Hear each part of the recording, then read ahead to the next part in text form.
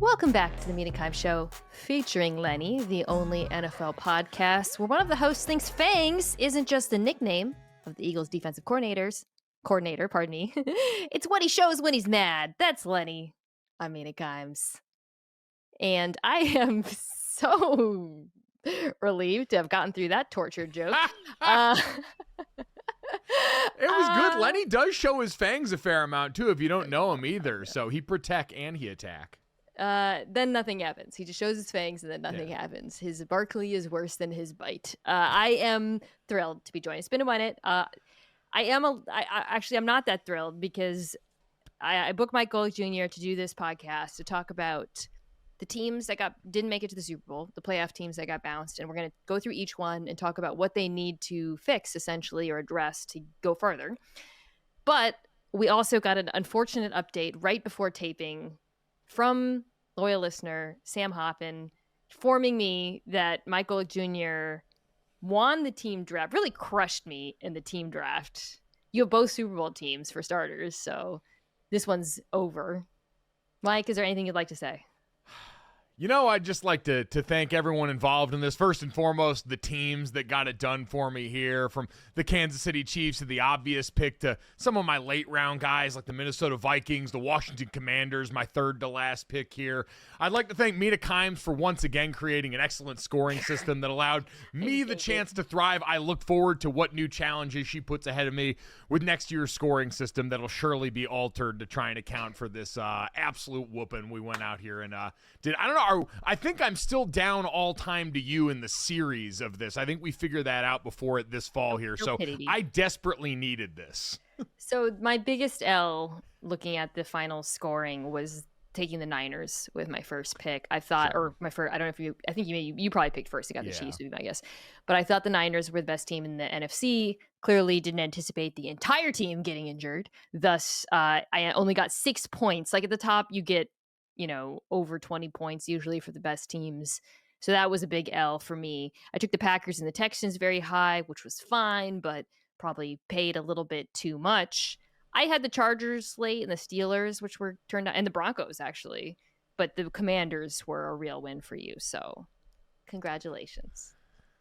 Thank you. And thanks, as always, to Sam. I feel like the reason I look forward to finding out these results 99% of the time is more so just because of how beautiful the charts are. So yeah. Okay, I'll post it on Blue Sky, or I don't know if Sam's on. I should ask him. But other piece of news before we get to these teams. Talked about this yesterday. On Monday, so very soon, in a few days, we are doing a live podcast in Los Angeles on the evening before I go to the Super Bowl.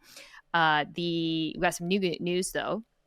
In addition to Greg Rosenthal and Jordan Rodriguez and Chris Ryan and Andy Greenwald, Kobe Turner, defensive tackle for the Rams, known as Goo on The Masked Singer, is going to be a guest. I am so pumped. He seems like just the most charismatic, wonderful dude who also happens to make quarterbacks' lives hell.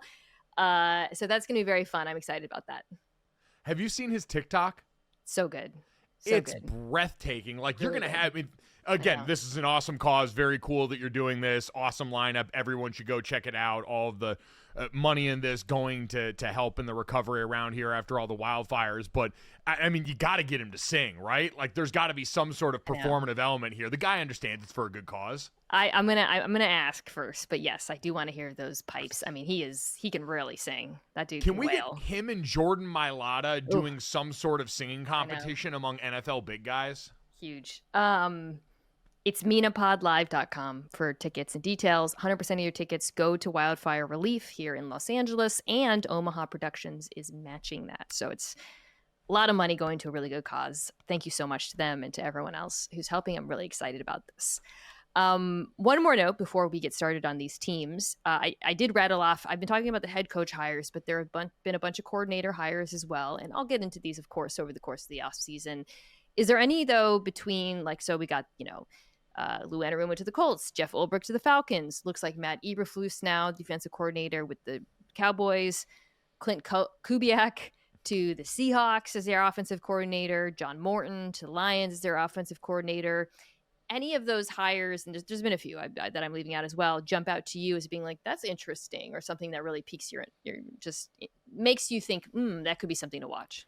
Yeah, I think the Clint Kubiak one, just because with Seattle, we saw, hey, it was a rough fit in some ways. The O-line still a work in progress, but early in the season, before injuries completely obscured anything the Saints were going to do, I think there was a lot of hope about that mix there. And I think combined with them, attacking the offensive line position, hopefully this offseason, and trying to right some things there, I think that's a really interesting one. And quite honestly, the other big piece of coordinator news was that, Todd Monken stays in Baltimore. Like, I think some of the coordinators that ended up not moving on or not getting opportunities are going to end up being a big part of the offseason as well, similar to the way it was for a team like the Lions last year, who managed to keep both before this year.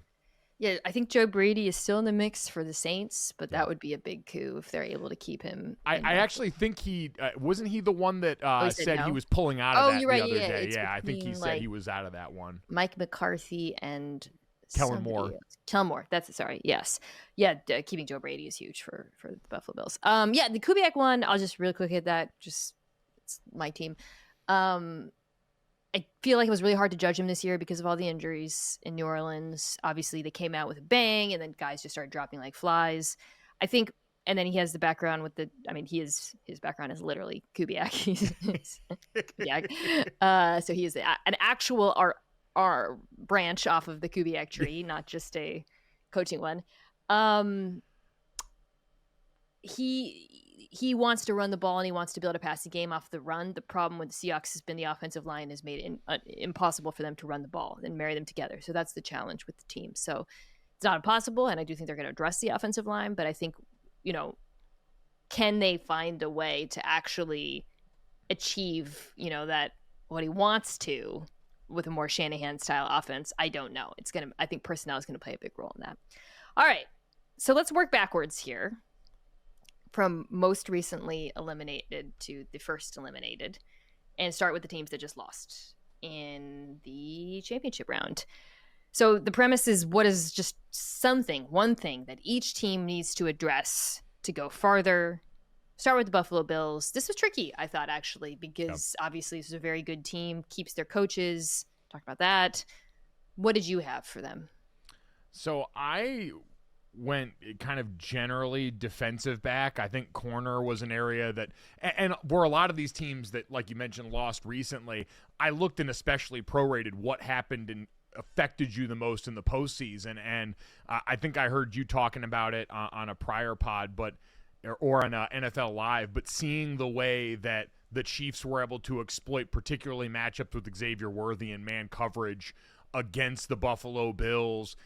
Pass rush could be an area you talk about. Von Miller might be a cap casualty given his number next year, but you saw the way the Chiefs were able to move around the offensive line, move around Patrick Mahomes that game, and mitigate whoever you would have had there. And so I looked at the amount of times, even, excluding the injury that got Kyer Elam out there, and really a bit of a mismatch for that offense. Yeah, I think that's secondary is the thing that really comes to mind, because when Christian Benford went down, and they've had injuries generally, but you're like, wow, the Chiefs, who don't have like a group of world beaters at their skill players, are really able to pick on these guys through scheme.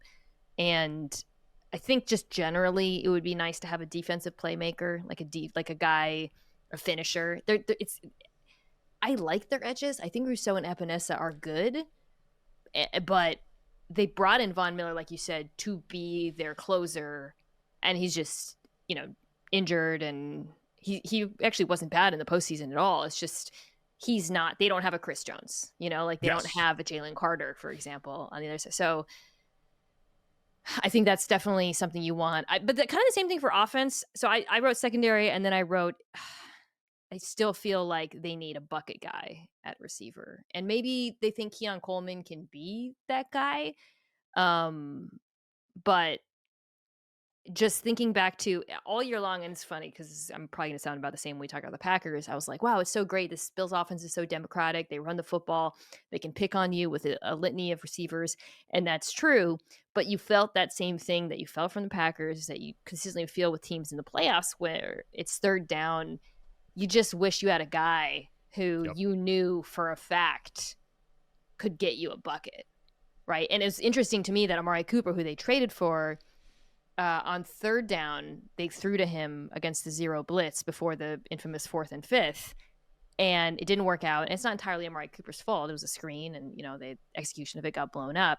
But I found myself thinking, that's where you wish you could have a guy, at least even if he's not first down, at least you get you like 8 yards or something reliably. And they just don't really have that right now. No, exactly. And I mean, to your point, the Amari move mid-season was an admission. Like, hey, we do need in this area. And while Josh is everything that you've wanted and more, and he's allowed them to make this transition away from, Diggs in an offense that had to lift him up at one time, you're talking about a really slim margin here now where it's how do we get over this Kansas City-sized hump, and that's certainly there. Matt Collins stepped up in a big way for them. Khalil Shakir was awesome all year, but I do think there's a difference in sort of, that I guess it's really the same guy on both sides of the ball that you just mentioned. It's that guy in critical moments that can go out and all of a sudden make that big play outside of the quarterback position. Commanders to me was very different. It wasn't like, ooh, they need like one playmaker or whatever. I mean, I'll go first here. I just wrote defense because I really think you could pick all three levels, and you felt that acutely in this game. The fact that, I mean, look, they definitely need an offensive, like another receiver too, and could continue adding to that offensive line. But defense to me is where like the talent discrepancy between them and Philadelphia just felt so stark, Mike. Yeah, I'd agree. Initially, part of me was like, oh, maybe do you try and anticipate what wound up becoming the issue for, C.J. Stroud in year 2 and say, hey, really invest in the O-line? I just think the difference is, like they got some good production. Like when Brandon Coleman wasn't dealing with injury, they got some good production out of him. In general, that group, run game-wise was one of the best in terms of yard before contact all year long. Some of that's the quarterback, which is also the other factor. Like Jaden is a different quarterback than CJ in that he can get you out a lot of that trouble. A lot of their explosive runs came from him as a scrambler. So I'm with you. Defensively, the fact that you look at that group and it's like, hey, Fowler, who I think is going to be a free agent this year, and Luvu were your two leaders in terms of sacks and getting after the quarterback. You need a little bit more love. I know this is a big Frankie Luvu pod, and so, all love there, as he was kind of, Dan Quinn's, Micah Parsons is a bad comp, but he was sort of that linebacker that he could do a bunch of different things with. They need a guy that can actually like purely get after the passer a little bit up front, especially while they try and rebuild the secondary as well. Yeah, it's an interesting group of free agents on defense, and maybe I can get to some of them when we talk a little bit later about some of the options out there, but they have money, they have receivers, draft picks. I think, if I'm Washington, I'm just going best player available, defense over and over and over, and just trying to work that side of the ball. I was really impressed this year by the job Dan Quinn did, though, with the players that they did have. It felt like they were kind of, out-kicking their coverage a bit. So I think him and Joe Witt Jr. as their defensive coordinator. So I think, you have the beginning, the framework for what you want to accomplish on defense. You just need kind of core players, especially knowing we got the quarterback already, and he's only on year 1 of this rookie contract, and we made it to the frickin' NFC Championship. I would be very aggressive about trying to improve this team. Now, aggression can lead to mistakes. I mean, the Lattimore trade obviously didn't work out, although he was injured, and this is more than a 1-year commitment for them. So perhaps there's hope next year he'd be, returned to form a little bit. But I think you got to be like, look, Adam Peters. He did such a good job picking all those free agent 1-year rentals this season. And when they did it, I was, my biggest L of the entire NFL season was being too low on the Commanders, like a lot of people, I guess. But one of the things I underestimated, in addition to like the offensive line and rookie quarterback, was I looked at all the picks, the guys they added, and I was like, you're just adding Dan's friends like Bobby and Fowler, right? Armstrong. Yeah. But honestly, it all worked out pretty well. So I was going to say Tyler Biadasz on offense, like you ended up bringing over the core of a roster that helped, I think, expedite some of the the culture stuff, the stuff that's a little bit harder to do. Like the onboarding process is a lot easier when you've got a bunch of guys that are bought into the system like that. But I'm with you. The nailing quarterback the way they did gives you a different luxury. You do already have, though, the cautionary tale of the Houston Texans that are like, all right, it doesn't have to get better. Improvement doesn't have to be linear here. And while the Texans, injury, the issues protecting the quarterback, things that we don't think will be the case and are harder to predict on the offensive side of the ball. Defensively, I'm with you. The charge is at least a little clearer. Like, you just need to get more talented everywhere. We talked about this a little bit. I guess maybe I can save it for when we actually get to the Texans, because I do want to talk to you about sort of what the lesson is from that. Obviously, injuries played such. It's coming out. We'll get to that. Okay, we'll get to the Texans when we talk about the Texans, because they did make it to the playoffs. Let's do the Lions next. This one I found to be kind of tricky because this is the obvious thing that went wrong for them. But what do you have?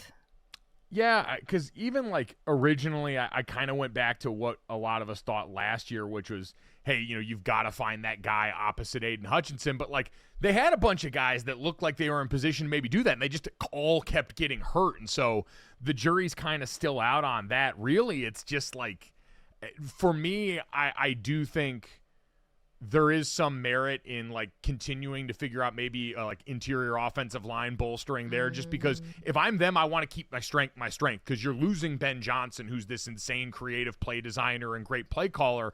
And so you're going to need that group to continue to keep Jared Goff clean, because we saw when they got demolished in the playoffs, like, yeah, there were some mistakes by Goff, but there were also some uncharacteristic pressures that got given up there. We saw some of the injury on the interior of that offensive line at times.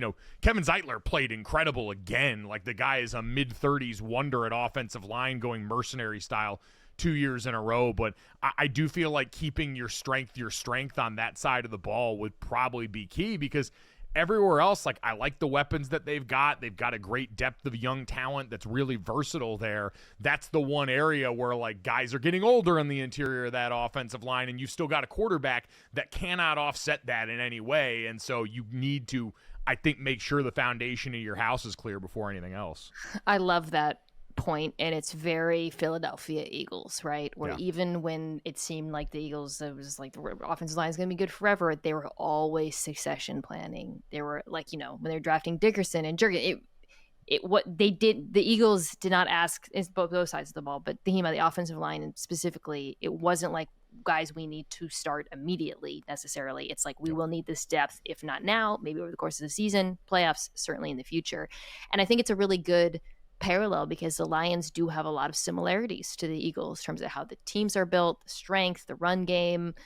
I love your point about Jared Goff. Like, we know Jared Goff is a quarterback who needs pass protection, so you should always invest in pass protection for Jared Goff and a run game. And the interior is, was a weakness for them at times in the postseason.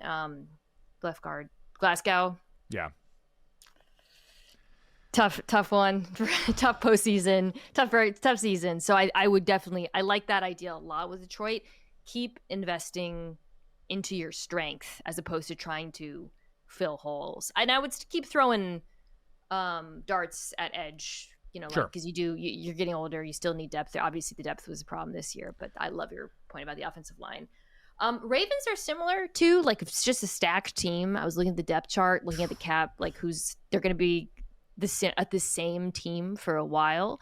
They keep their coaches. So, it's the same thing with these teams. You just got to keep swinging at it next year. But I did, I just wrote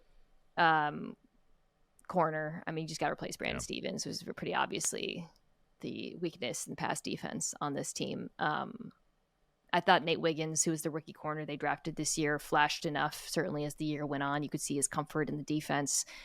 That might be something I would consider addressing in free agency in addition to the draft. If there's some free agent corners that they like, I wrote down, it's like a pretty decent group. Charvarius Ward, DJ Reed, Rasul Douglas, Carlton Davis, Asante Samuel Jr. I'm sure some of those guys will stay with their teams, but it's a good group of corners for the Baltimore Ravens to look at.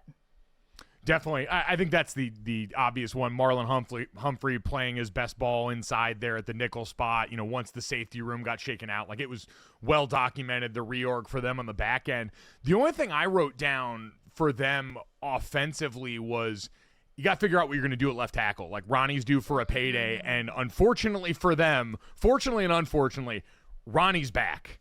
Like the last few years dealing with the injury stuff, that is gone. Man. That dude, especially as a pass protector this year, it's hard to find someone that was putting out clinic tape the way that Ronnie was the vast majority in the season. And in this division especially, like, hey, Roger on the other side, it was great. Baltimore has shown a propensity in the draft. But when you've got to see Myles Garrett and TJ Watt twice a year, that's the last place I'd like to F around too much. I don't know if, at this point, Ronnie is a little bit longer in the tooth, but I'd still imagine, given the premium position he plays, is going to cost a lot of money. And so pie in the sky, Baltimore, I wouldn't want to mess around too much, and you'd love to keep him. But if you do get priced out there, you got to have a succession plan ready to go. I think Patrick McCarry's a free agent this year too. So a guy who's been insanely valuable for them as sort of that utility body all across that line.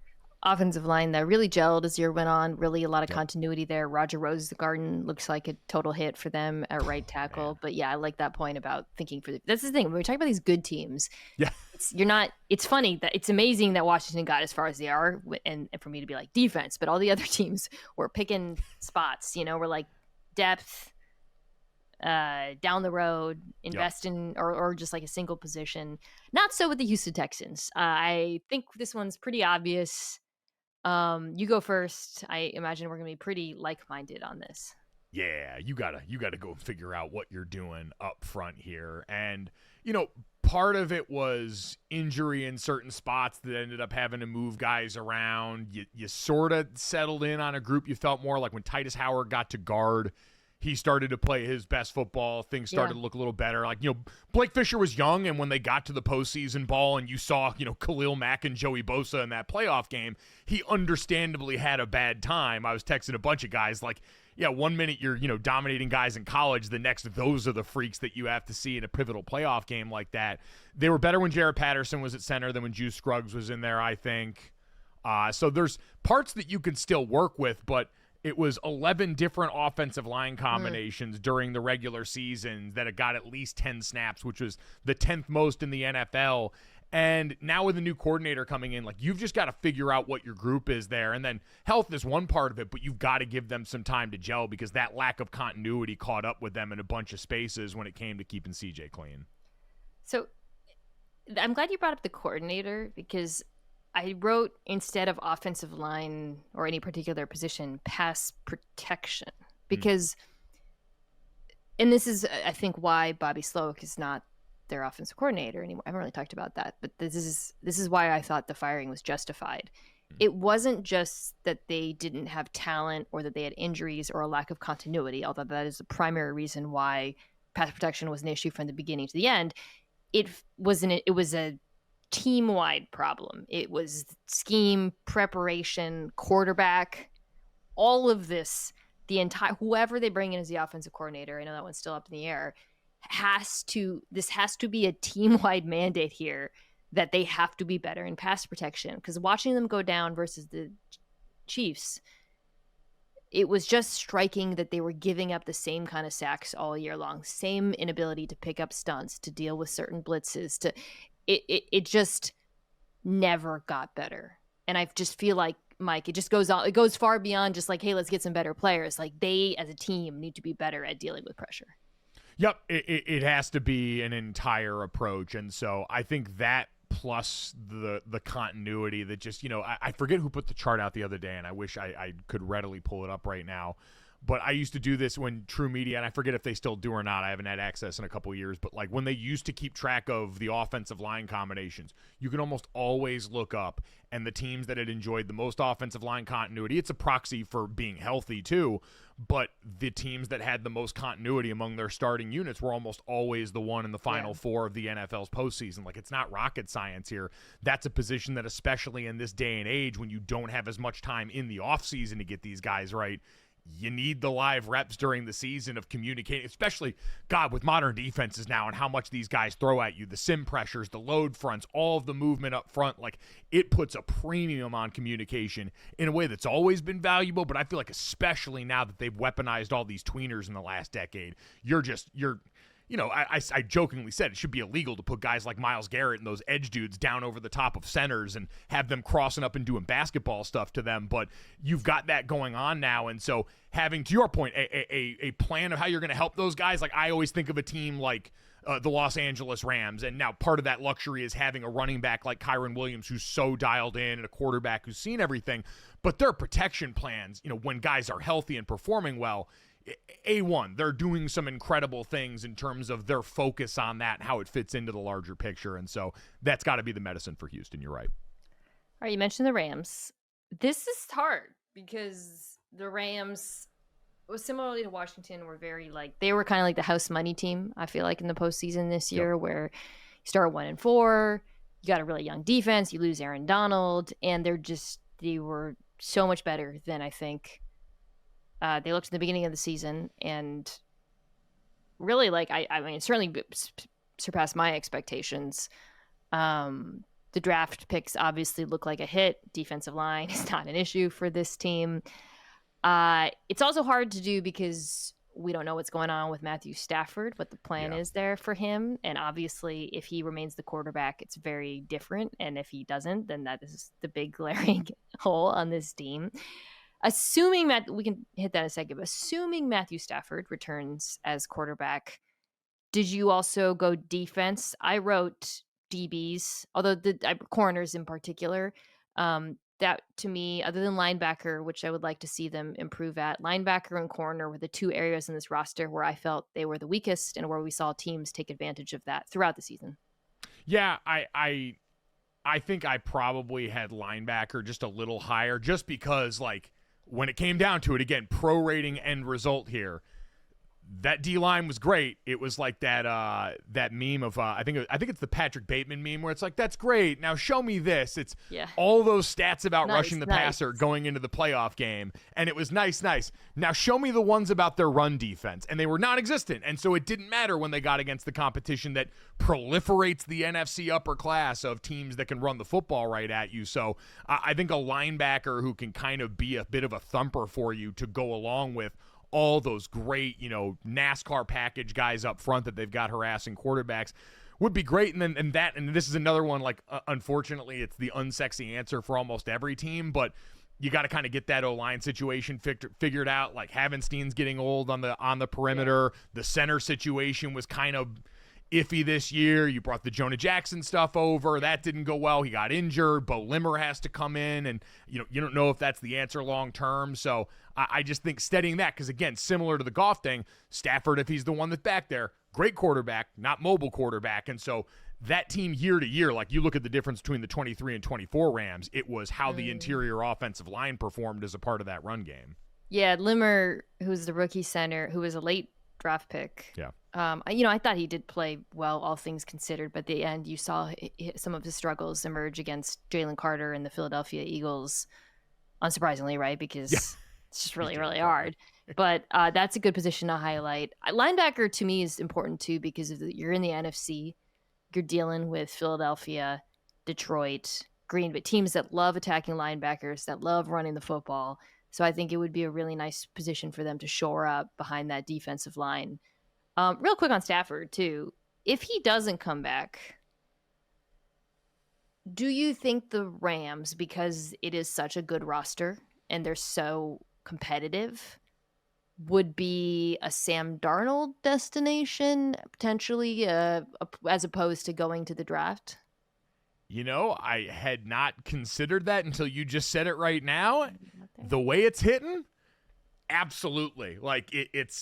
It checks all of the boxes that Sam got in Minnesota with, we did all those student and teacher memes after the Rams beat them in the playoffs. But yeah, I would absolutely say you are right on that one. If he somehow goes by the wayside, that price for Sam Darnold goes up to whatever it needs to be, because you're right. They're in a great window at a time where, look, I mean, the NFC West especially is in a state of transition. And so you have a chance to maintain your place at or near the top of that now that San Francisco is getting ready to have a pretty big roster overhaul.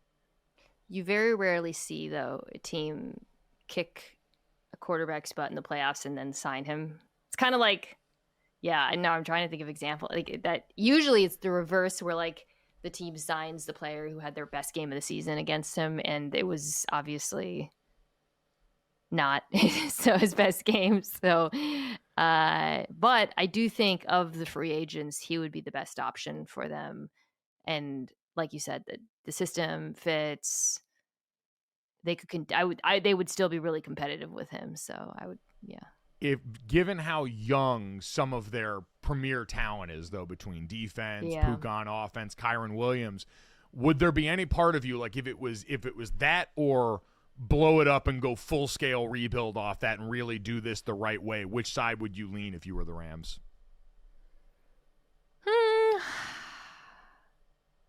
I would probably stay competitive just because of the quarterback draft. Yeah. Like, if you blow it up, you're not finding your guy. I mean, maybe, but you're throwing darts. If the Rams ran it back next year with Sam Darnold, they would probably, that'd be interesting to see if they were the favorite to win the NFC West again. I'd have to imagine they would be. Like, yeah. Given where we're at with everybody else and given the way, I mean, we didn't talk about Aaron Donald at all this year. I know, it's crazy. It blows my mind in retrospect. Yeah. And so I just feel like because the Rams have suddenly gone from having no draft interest whatsoever to being one of the best drafting teams in the NFL, it is a different ball field you're playing on right now. I think that it would be very good if Matthew Stafford came back, and then they would definitely be the favorites, but we'll see what happens there. It's Sean McVay and Les Snead, in talking about it, have been like kind of vague, kind of.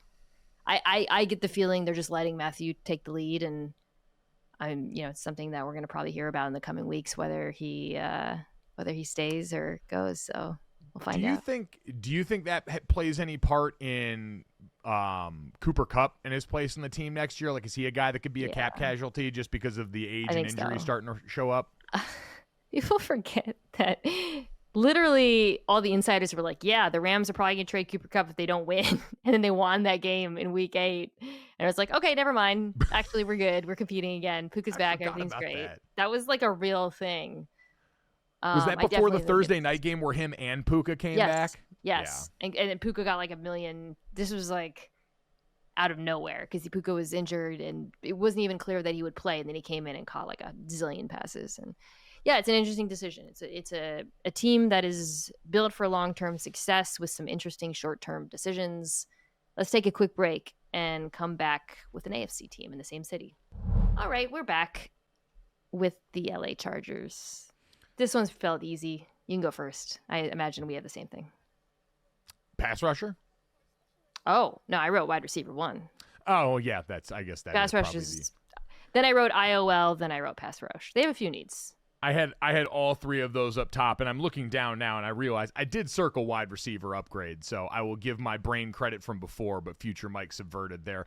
Either way, I mean, Khalil Mack going to be, gone there more than likely. Going to be an interesting free agent conversation this offseason for a defense that was the story of this team this year, the job that Jesse Minter did in year 1. But you're right. As much as there were points in the year, like I was so happy. Quentin Johnston had been so maligned coming out of TCU and seemed to be improving, but you just saw in critical moments down the stretch, the drop's still a big problem there. And because Ladd was so productive, you just feel like if you can give him one more guy all of a sudden, because I don't know about you, how worried are you about the Greg Roman of it all with this offense? Oh. Tick, tick, tick. Come on. Chargers fans have already turned against him. That they are speed running the Greg Roman experience. Oh, wow. We're actually like pretty good on off. Wow. He's actually letting him throw downfield. Oh, our offense is pretty efficient. Brrr. That's the last year. This is sorry. That probably sounds meaner than I mean it too, but they're gonna. It's true though. Like I remember I was at my dad was calling the Chargers-Bengals game on Sunday night, and like that first and second half dichotomy of play calling in that game that allowed the Bengals to get back into that was eye-opening. So yeah, no, wide receiver, you are absolutely right, is the easy spot there. Listen, I haven't looked at I'm going to start looking in the draft, obviously the second Super Bowl ends, and I know there's some fun wide receivers in the draft, and I'll look at it, but Jim Harbaugh, who has been praising Justin Herbert as though he gets paid $100,000 every time he says something nice about Justin Herbert. He loves that man. You need to go to T. Higgins' house and not leave until he's an LA Charger. I don't care what it takes. Compliment him. It's going to take money, so give him a lot of money. Unfortunately for Harbaugh and the Chargers, I wrote T. Higgins like 5 times. There's a bunch of teams that could use him.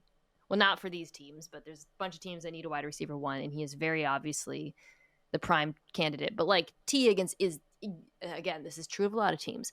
He is so exactly the archetype of receiver that they need. And imagine pairing him with Ladd McConkey. So that definitely means that Jim Harbaugh is going to take all that money they should give to T. Higgins and 100% give it to Trey Smith. Trey Smith, I knew you were going to say that. Well, honestly, though, I wouldn't hate that either. Because for all the talk about the Chargers' offensive line being a weapon, it was not. It was very overrated. The interior was a problem all season long. You really saw that in the postseason, by the way. And so I would not begrudge them if they chose to invest in the interior of the offensive line in particular.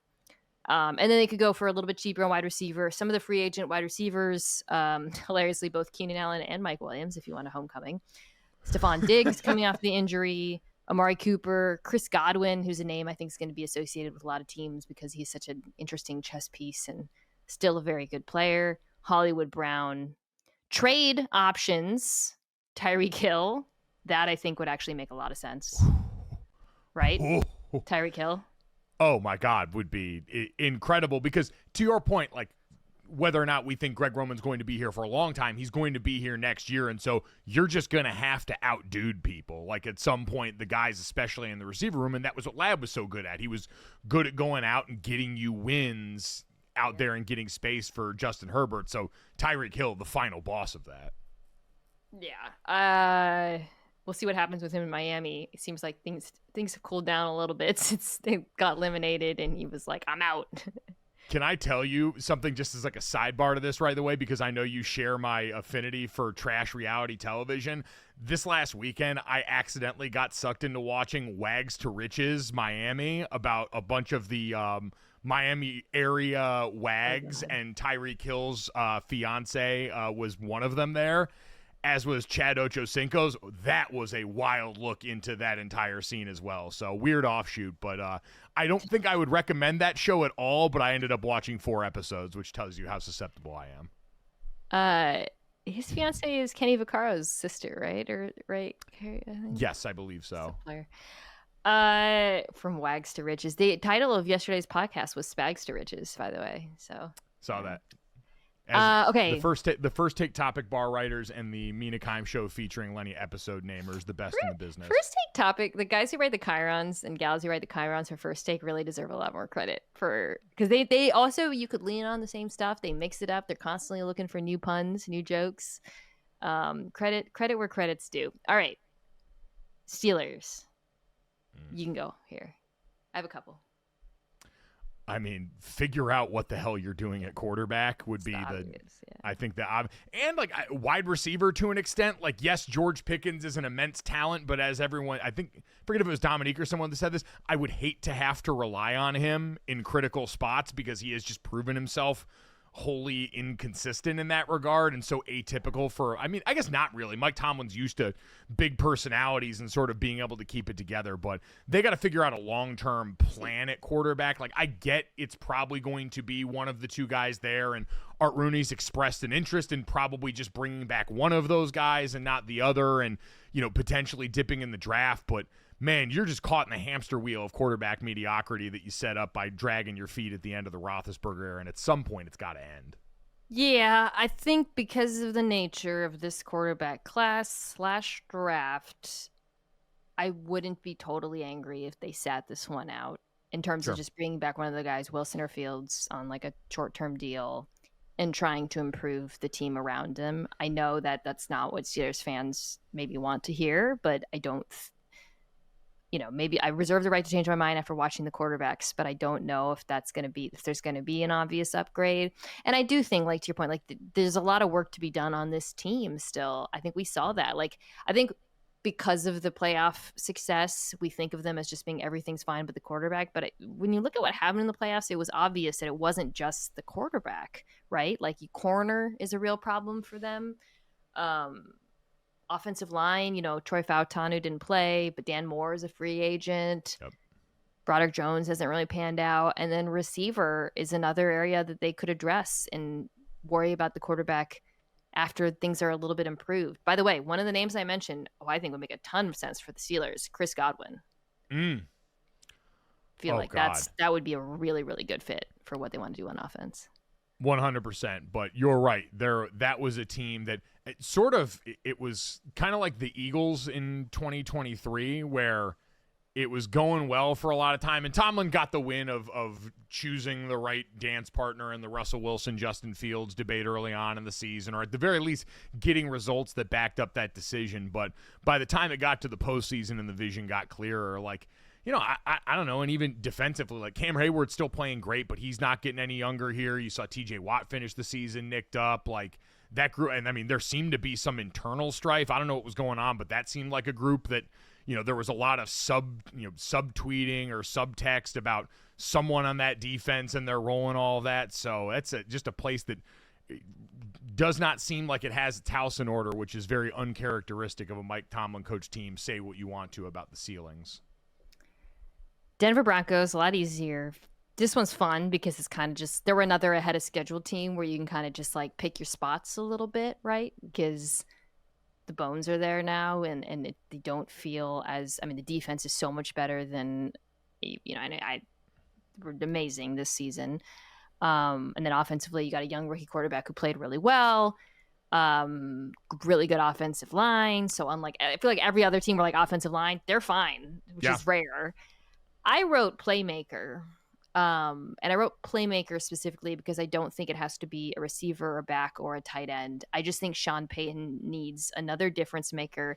I think he'd really like to have like someone versatile who can play a bunch of different positions and can be used a bunch of different ways. You're laughing.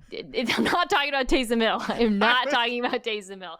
Although I did write, and this is not because I think he's like Taysom Hill, I did write Tyler Warren down as a tight end. The Penn State tight end. Now, he might be a little bit too rich for them. I haven't looked at mock drafts. I know he's anticipated to go pretty high. But watching him play this year, Mike, and again, I haven't really studied his tape. I've just watched him on TV. He strikes me as someone Sean Payton would covet immensely for this offense. So they pick at 20. Man, I don't know if he's going to make it that far. If you're looking for a game, start with the Notre Dame game, because they built that entire plane out of Tyler Warren against a very good Notre Dame defense. That guy, it was like a lot of comparisons are unfair, but it was Gronk-esque in terms of just the sheer size of this player and the way it shows up in the run game, the way it showed up in the pass game, how physical he is at the top of routes, how difficult he is to bring down. Like I had watched some of Penn State in the lead up to that game and certainly over the course of the season, but watching on that one in particular, when your team's fate is on the other side and you see that freak rolling through the secondary, consider me, Tyler Warren and Abdul Carter, you cannot draft those guys high enough based on the bleep that I saw in that game. All right, not to get too ahead of myself with draft talk, but is this a possible Ashton Jeanty destination as well? I don't know where he's being mocked, but again, irrespective of draft spot, you can move around the board. They really need a back. They've got a line. This feels like the team where like the run game could be so good. It's so close to actually being good in my mind. I agree, and I think this honestly, what you just brought up is the perfect takeaway from this season. It's not, running backs are back. It's, hey, situationally, you can take that swing. And the Denver Broncos are absolutely a line and a system and a circumstance that fits that mold of, if you take the right dude, you can all of a sudden go. And Ashton Jeanty, talent-wise, is absolutely that guy. And I think you and I, before the playoffs, were texting, or during the playoffs at some point, we're texting about how good the Broncos' offensive line looked. And so that pairing would be tantalizing. Absolutely. Yeah. All right. Fun. Defensively, defensive tackle, I think they could add some beef to stop the run a little bit, but obviously very talented defense. They got I think Bitonio and Zach Allen are both like in the spot where they're going to have to think about extending them. I think they're both going into the final year of their deals. So, All right. Well, I thought this one was pretty clear for me. The Minnesota Vikings. What do you have for them? I mean, I guess this one was like the obvious quarterback thing for me too. I just started there was, figure out how much Sam's worth to you. Like, I wanted to ask you, like, Sam Darnold, and I know this is a conversation we've had a million ways already and will going forward, but like, what price would it have to be for you to make it make sense for Minnesota to keep him? I wrote down the Baker Mayfield deal. I felt like if you could get him into that based on how they performed last year, that to me could be palatable. I would do that. I think for me, it's less about APY and more about you got to be able to get out of it after a couple of years, right? When you're a young quarterback. And honestly, I wouldn't hold it against them too if they moved on, because this is not like Tampa where there was no heir apparent. They have a guy in the building. The truth is, what they end up doing with Sam Darnold depends on a lot on how they feel about JJ McCarthy and his health and what they've seen. And these are all unknowns to us on the outside. So it's kind of hard for me almost to evaluate the situation. But yeah, the number one thing they do is figure out, okay, are we going all in on JJ and then keeping like a Daniel Jones around or something as his backup? Or are we tagging Darnold? That's another option, which I think makes sense. Or just moving on altogether. I went in a different direction, actually, just kind of, obviously they do have to figure that out. You're right. But I thought a very glaring problem for this team that has been an issue now for years, but really ended up dooming them was the interior offensive line. And like a lot of that was on Darnold because he is a pressure sensitive quarterback who holds on to the football in the worst moments. But I do think their inability to run the ball consistently created a lot of problems for both them and their quarterback, especially against good defenses that were like powerful, like the Rams, that could really just push them around. Darisaw goes down. They managed to hold up. But when you looked back at like a lot of the defenses they played, you're like, oh, I actually think maybe a lot of that had to do with your schedule. And it became an issue that was very obvious in the playoffs. The tackles are very good, but the interior, Dalton Risner, Garrett Bradbury, Ed Ingram, you could address any one of those positions. Regardless of what you're doing at quarterback, that would be my priority, is the interior. Yeah, this is another one of those spots that, given where they're at right now in the NFC pecking order, and again, a lot of that changes. If J.J. McCarthy's under center, you can expect him to be good. And listen, the last couple of years of young players stepping on the field for good play callers certainly gives you reason to believe it's possible that in that environment he could thrive. But this is another place, like, Trey Smith's going to have a really fun offseason if they go and win another championship and that guy just gets to, say, all right, I've done the healthy organization thing. I'm going to go collect the bag here. This is a place that absolutely should be looking to try and make that move. All right, well, we've been talking about him a lot. Baker Mayfield, Tampa Bay Buccaneers. I'll go first here. Well, they haven't hired an offensive coordinator yet, right? So they got to figure that out. No, I have not. Okay, I have not seen any news on that front. But the thing about Tampa is because you figured out the offensive line, it should be a very desirable job, in my opinion. It's like the perfect job for a coordinator to get a lot of credit because it's like a good offensive line, a quarterback that people think is good, not great. Really good, although we'll see what happens with Chris Godwin. That's an interesting one. But Jalen McMillian was really awesome for them. Bucky Irving's awesome. Mike Evans is still Mike Evans. So I'm not worried about the offense. I don't think the offense is obviously if Godwin leaves, they're going to have to continue drafting there. But I just wrote pass defense. Yes. And I kept it kind of general because it's not just one position. It's edge, linebacker, corner. It's just, you could address any of those. It's funny because it's like in some ways, I think they've really drafted and signed well. This team, I think Jason Light's a really good GM, but defensively, they haven't had a ton of success. I do like Elijah Cansey, and I think Yaya Diaby's flashed, but they still really, really have a lot of holes on that defense right now.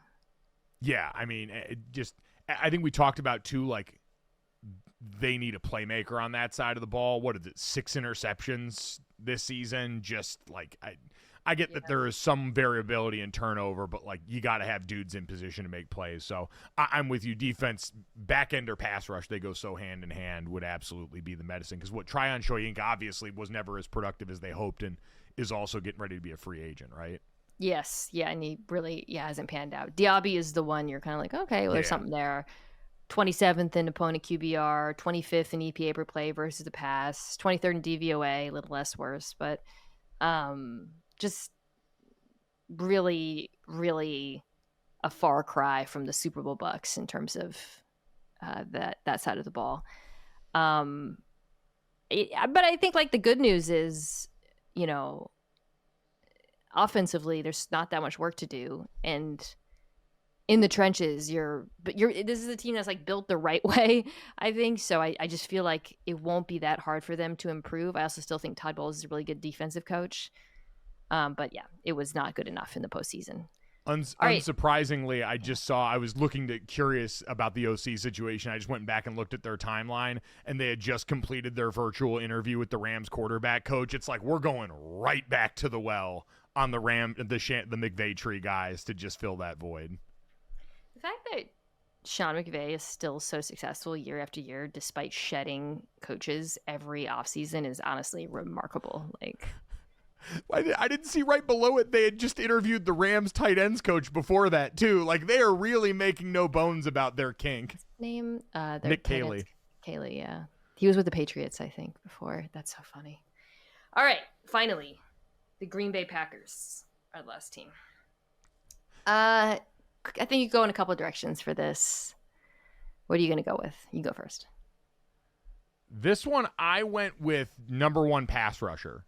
Yeah. Like, you need a dude with some legit, like all the conversation about number one wide receiver in that offense that made Matt LaFleur sick. Because I was looking it up, and he was the one that said after the season, I envisioned a lot more rush 4, play 3 deep and 4 under. Like, he wanted to get after it that way. And credit to Jeff Hafley, who I think a lot of people had questions about making this jump back to the NFL, really busted off the vintage Ohio State version of the defense. Quite honestly, at Boston College, he made chicken salad out of chicken you-know-what defensively at times schematically.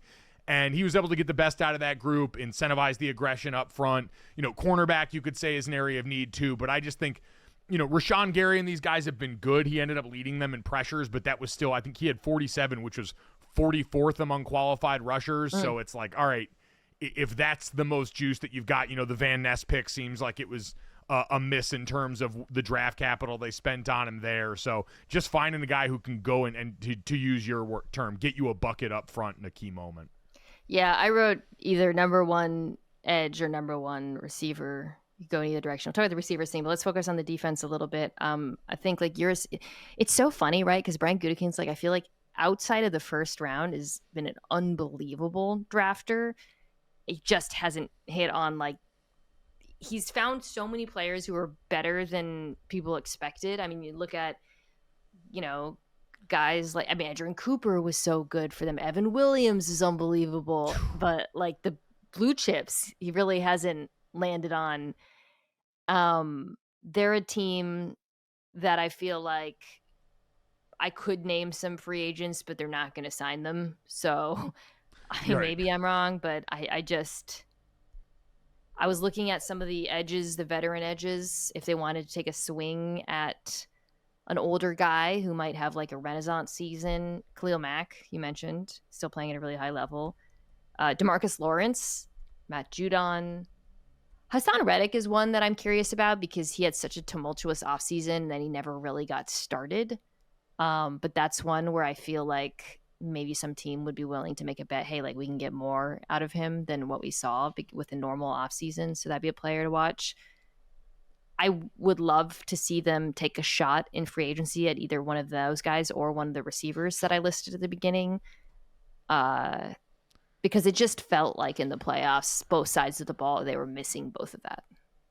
Yep, 100%. I mean, I'm pretty sure I saw they fired their D-line coach, too. Like, there's a very clear edict that, like, this area needs to improve going into next season. So let me make sure of that so I don't... Because I thought the D-line played really well in the final game of the year, which was funny, right? Because it was like they weren't the problem ultimately at the end for Green Bay. Yeah, January 17th, Packers have fired their defensive line coach, Jason Rebrovich. Corner is another thing, though, I would monitor. Jair Alexander feels like maybe that might be headed for the end. His time in Green Bay obviously didn't play a lot of the season. That was another thing you saw in the postseason, like the lack of like a number one corner. They've gotten like good play out of unexpected places, I think. But if I had to bet between receiver, corner, and edge in the draft, well, it's just really hard to tell without the draft. But I feel like they would probably go defense. Yep, I think that would make the most sense because, again, offensively, once you got to the playoffs, too, it's hard to really judge because everyone was on the shelf at that point and hurt, even amongst the guys that we acknowledge aren't necessarily, like, true number one.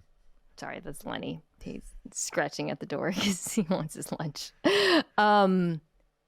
It's interesting. So, like, kind of sitting back and talking through these a little bit, I feel like if there's a theme beyond like teams that have issues at quarterback, it's either teams that need to get better in offensive line. Those kind of a bit of continuity between some of these. And you really saw if there's a theme of these teams that have gone far, it's the ones with better offensive lines. Although obviously Kansas City has had their issues at tackle. Sure. Or it's teams where I feel like we're just kind of like, you just like need one playmaker on offense or defense.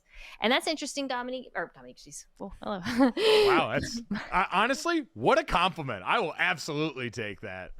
Well, for so many of these teams, the Bills, the Packers, I was like, who needs a number one receiver? And I guess the Chiefs still don't have one in a traditional sense. Where do you come down on that, though, as we kind of sit back and take stock? Because I did feel that, like, the Chargers, the Packers, the Bills came up. You do kind of sit back at these teams that have been eliminated, and it just strikes me that that was such a glaring need for a bunch of these teams at the end. Yeah, well, and I think it's so hard to use a team like Buffalo as an example because they were feet from being the AFC representative without a true number one. But that's when you've got Josh Allen, like the perfect poster for this is what you're seeing with Philadelphia and Jalen Hurts. Like the way A.J. Brown took over that last game when all of a sudden you finally got Jalen to cut it loose there. Like it's pretty hard, even on a team where, we acknowledge that Saquon Barkley's the star in that backfield. There are games where it looks like A.J. Brown is the best player on the field. So, you can make the argument for it certainly off that. But, again, Jalen Hurts is also a quarterback in a different tax bracket than Mahomes and Josh Allen and some of the other guys we talk about there.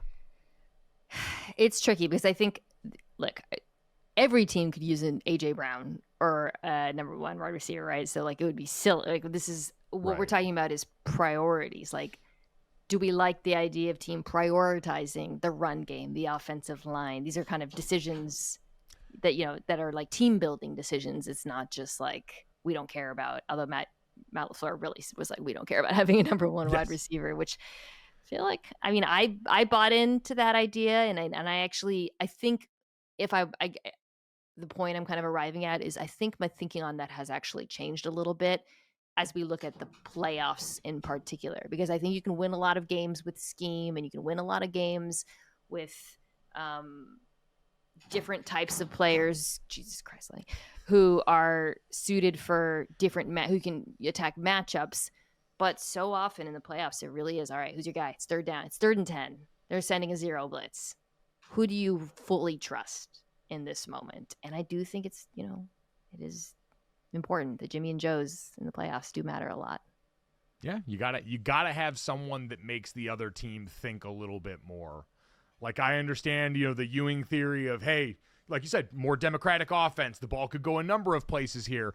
But if as a defense you don't have to spend time thinking about the one guy that scares you on either side of the football, then it drastically changes and I think alleviates the pressure in game planning for that situation, as opposed to, hey, for Kansas City, like, they may not have that on offense, but opposing offenses still have to stay up at night, obviously thinking about Patrick Mahomes on that side, but like Chris Jones on the other side of the ball as a playoff closer, like he is your nightmare. Philadelphia, even with as great as their offensive line is, especially with the injuries, going to have to spend extra time on that. So, you're right. This is the time of year. And, God, for all these teams, we talked about it. You're trying to work to, become a Super Bowl contender in most of these cases. So it's a very thin margin we're dealing with. Speaking of the Super Bowl, you will be there. I'll be there. So doing the live show on Monday. Reminder again, if you're in Los Angeles, minapodlive.com.